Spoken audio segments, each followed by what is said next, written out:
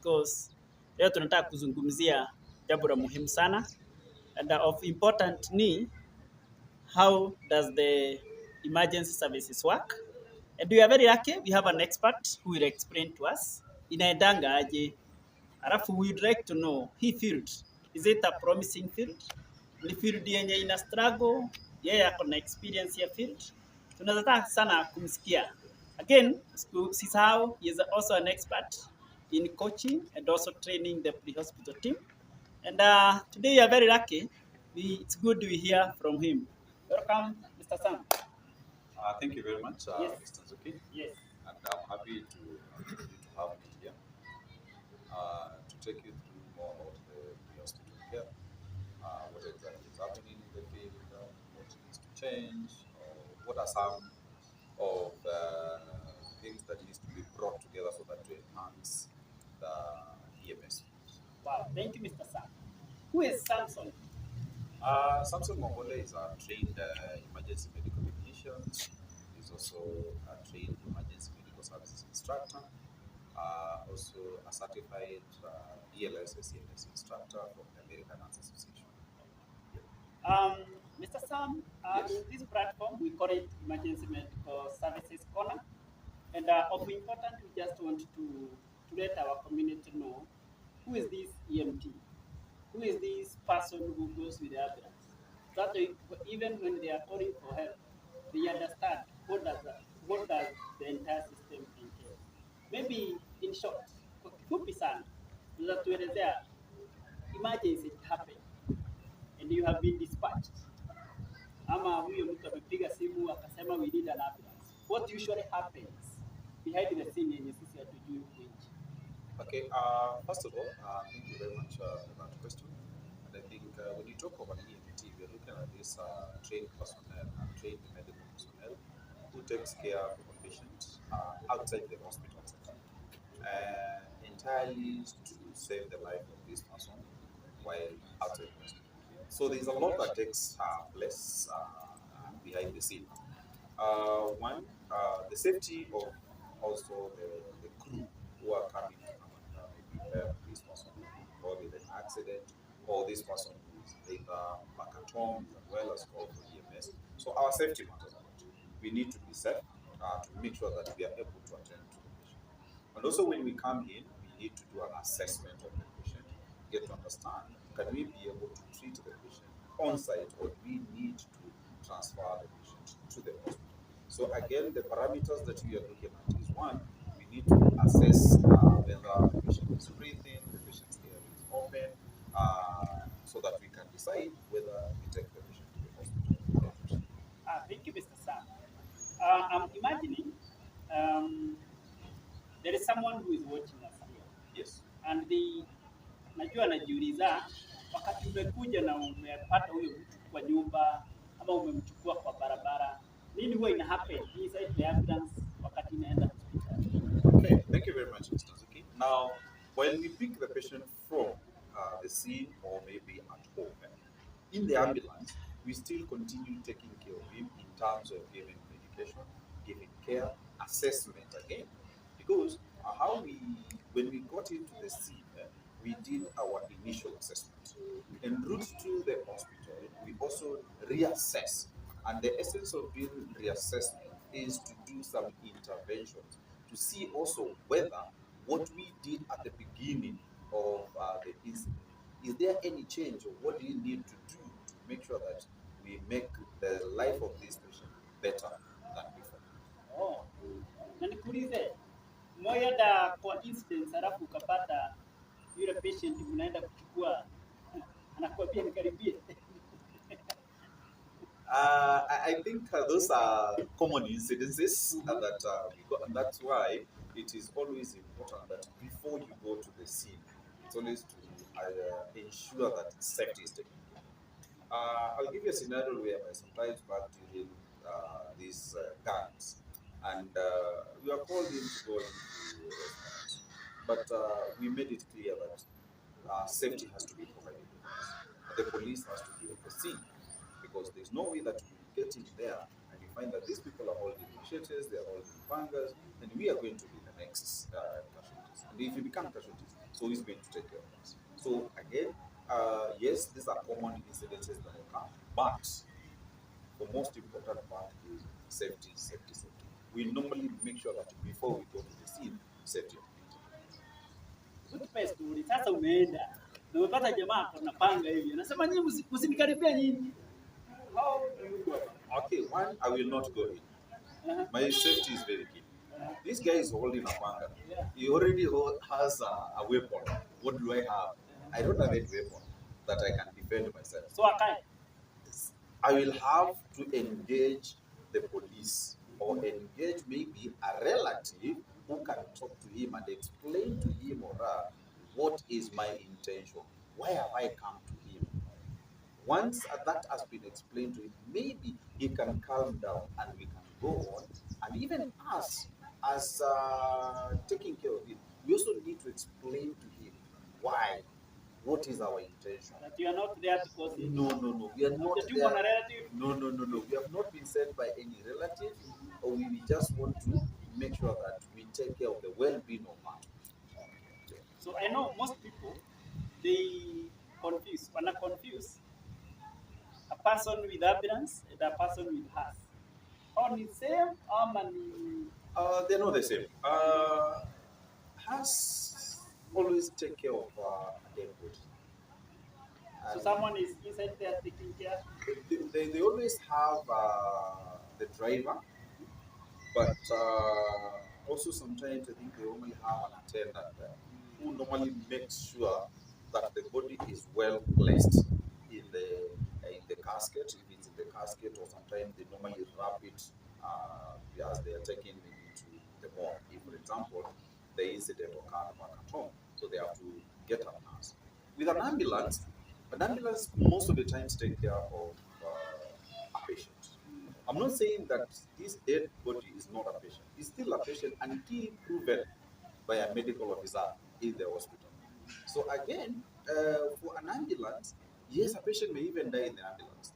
But even if a patient dies in the ambulance, we still continue taking care of this patient because it is until it's proven again in the hospital. So we still continue taking care of this body until we get to the hospital, whereby now we hand over to the medical officer.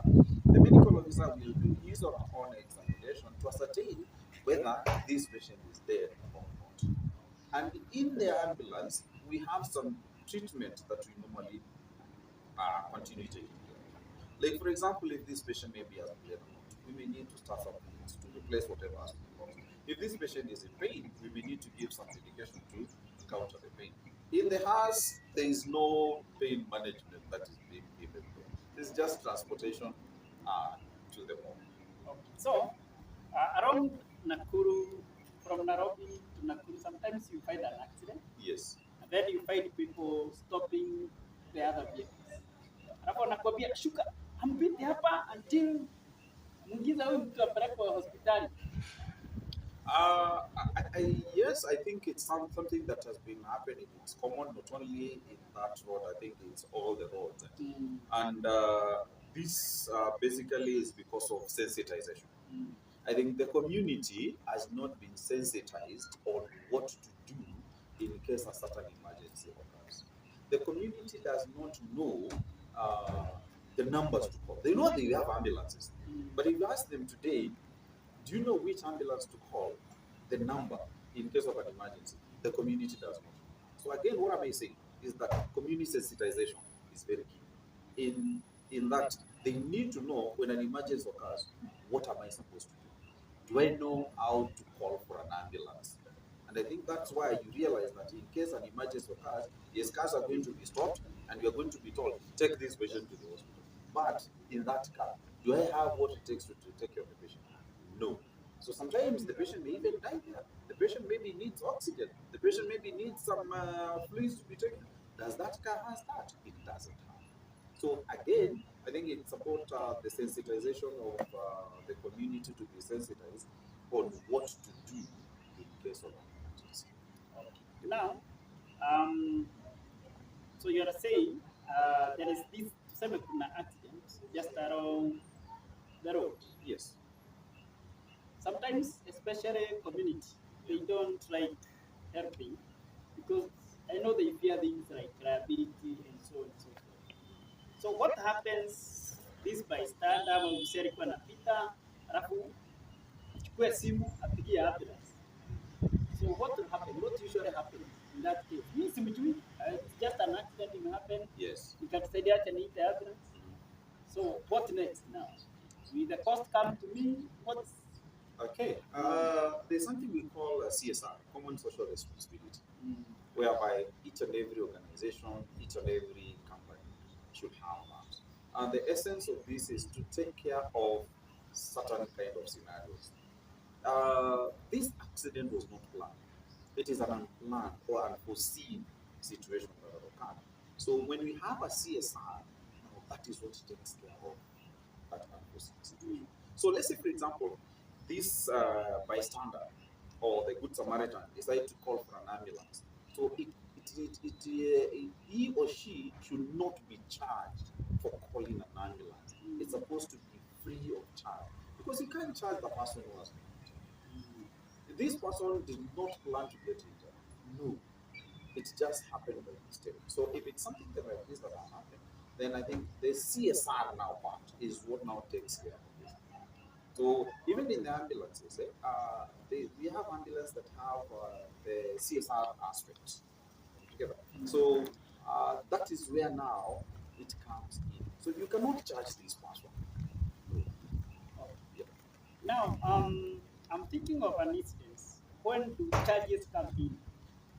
Piga ambulance ni saa ngapi naweza kuwa charge? Okay, you'll be charged if, for example, you're calling for an ambulance, you are in a certain estate. You introduce yourself to the caller and say that my name is Joseph Mizuki. I have a patient in house estate, maybe Uruma Estate, and house number 5. We have a patient who is presented with difficulty in breathing, woke up this morning. I would like this patient to be taken to the hospital. Now, at that point, you are going to be charged. But if it is on the road, we will not charge you. You have called for these services, and for these services to be rendered to you, you have to pay. Nice. Is EMS struggling? Not really. We cannot say it's struggling. If I try to look at 10 years ago, where we are and today, we are somewhere. We are moving. I'm happy that even the government somehow is also embracing the EMS world. So what are some of the challenges maybe in the entire system? In the entire system of EMS, I think the challenges is one, recognition.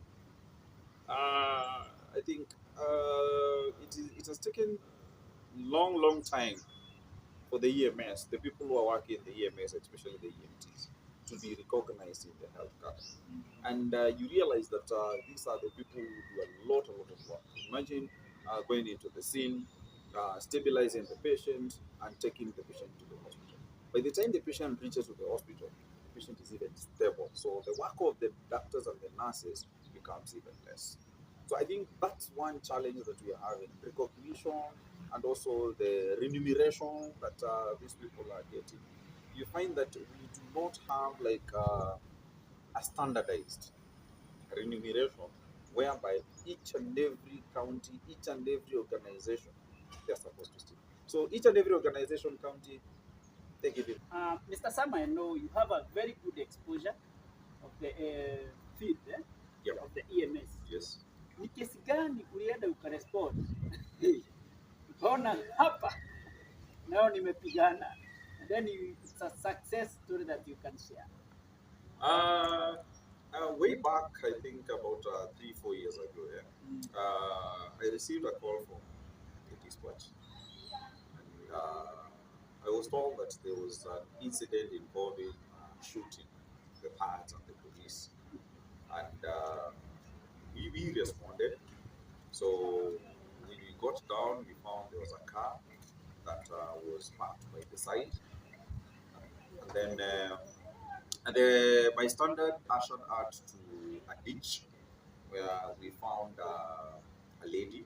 A lady was shot on the femur and bleeding profusely. And then, good enough, we stabilized the patient, controlled the bleeding because she was bleeding profusely, controlled the bleeding, and we took her to an hospital. Unfortunately, after taking her to the hospital of trees, because remember, with that kind of an incident, we were supposed to take her to a government hospital. But in between, we had some relatives who were within the lady. So the relatives advised us we take her to a certain hospital. So when we took her to that hospital, unfortunately, after we handed over the patient, a riot started. Okay? Later on, that's when we realized that the reason as to why this riot came up, it's because one of the most wanted clerics was shot. And now, when that cleric was shot, then the community now started out.